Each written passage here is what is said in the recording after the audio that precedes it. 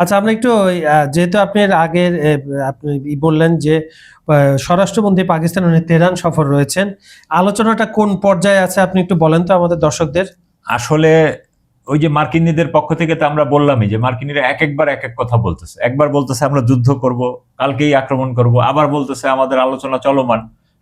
নানা ধরনের শর্ত সামনে আসছে। শর্ত। তো ট্রাম্প আসলে ওইটা বলছে যে আসলে পাকিস্তানের মধ্যস্থতায় যে একটা আলোচনা চলছে। পাকিস্তানের স্বরাষ্ট্রমন্ত্রী মহসিন নাকভি এখন ইরানে আছেন। ইরানের স্বরাষ্ট্রমন্ত্রী ইস্কান্দার মোমেনি তাকে বিমানবন্দরে রিসিভ করেছেন। আপনি জানেন কিছুদিন আগে সেনাপ্রধান পাকিস্তানের ফিল্ড মার্শাল আসিফ মুনিরও তেহরান সফর করেছেন, যার ফলে পাকিস্তান কিন্তু একটা সক্রিয় মধ্যস্থতাকারীর ভূমিকায়, যদিও এখানে পিছনে চীন আছে অনেকে বলে।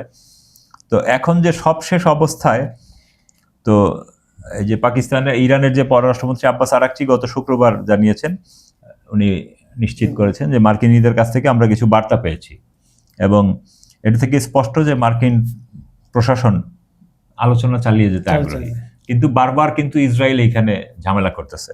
এবং একই জায়গায় আপনি দেখবেন যে মার্কিন যে জ্বালানি মন্ত্রী, হ্যাঁ, ক্রিস রাইট, সেও কিন্তু হুমকি দিচ্ছে যে না আমরা শক্তি প্রয়োগ করব। তো এখন দেখা যাক সামনে কি হয়, যেহেতু আলোচনা চলছে। ইরানিদের পক্ষ থেকে ইরানিরা কিন্তু সাধারণত এত ওপেনলি বলে না, এইবার যেহেতু বলছে যে মার্কিনীরা তাদের কিছু বার্তা পাঠিয়েছে।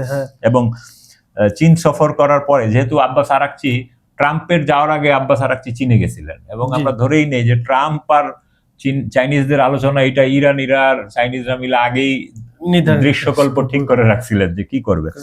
তো সেই হিসাবে আমেরিকা তো এখানে গিয়ে হতাশ হয়েছে এবং ট্রাম্পকে দেখেন যে আগের মতো উচ্চবাচ্যটা কিন্তু একটু কম করতেছে এবং সে এখন আলোচনা চালিয়ে যেতে আগ্রহী। এখন তার উপরে যদি নেতানিয়াহু ভর করে তাইলে হয়তো একটা ভিন্ন জিনিস। কিন্তু আলোচনার কথা যখনই আসে আতিক ভাই, তখনই তো আপনার একটা অবিশ্বাস, একটা বিশ্বাসঘাতকতার কথা চলে আসে। আপনি 2বার আগে 2 থেকে 3বার এই ধরনের ইতিহাস। ইরান সবসময় বলে যে আমরা সন্দিগ্ধতার সাথেই মার্কিনদের সাথে আলোচনা করি, কারণ তাদেরকে আমরা মোটেও ট্রাস্ট করি। আমাদের হাত ট্রিগারেও আছে, আলোচনায়। আবার মার্কিনীরাও বলে, মার্কিনীদের বিভিন্ন থিঙ্ক ট্যাঙ্কও বলতেছে যে ইরানের সাথে আসলে কূটনৈতিক ভাবে কিছু হবে না, সামরিক ভাবেই হবে। আর ইরানিরা বলতেছে যে সামরিক ভাবে এই সমস্যার সমাধান নাই, এটা কূটনৈতিক ভাবেই হবে। তো দুই দিকে কিন্তু দুই রকম। আমেরিকা আসলে এটা এমন হইতে পারে যে তারা শক্তির প্রয়োগের সাথে সাথে কূটনীতি প্রয়োগ করতে চায়। আর ইরানিরাও কূটনীতিতে বিশ্বসেরা, এবং এখন বলা হয় যে আব্বাস আরাকচি বিশ্বের সেরা কূটনীতিকদের একজন। হ্যাঁ, উনি তো পরীক্ষিত যেভাবে উনি ট্যাকেল করতেছে পুরো 6 থেকে 7টা।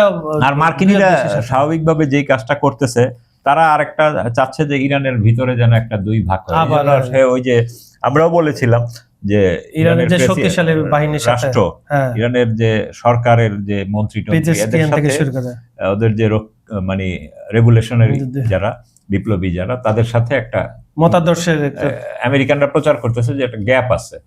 তো এই গ্যাপটাকে তারা আরো প্রকট করে তুলতে চায়। সেটাই।